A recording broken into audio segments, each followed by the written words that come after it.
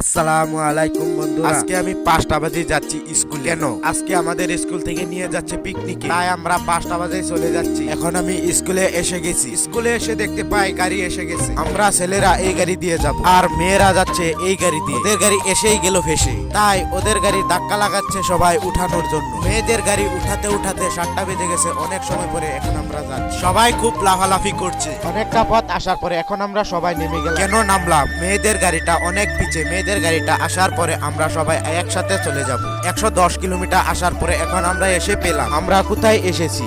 110 kilometre দূরে আমরা এসেছি বুটাং বর্ডার ভৈরবখণ্ড। আমাদের স্কুলের স্যার বাইদুরা রান্না করছে, আমরা যাচ্ছি ঘুরতে। এখানে এসে দেখতে পাই খুব সুন্দর নালা দিয়ে পানি যাচ্ছে। এখানে এসে দেখতে পাই খুব স্রোতে পানি আসছে। এই পানিটা আসছে বুটাং থেকে।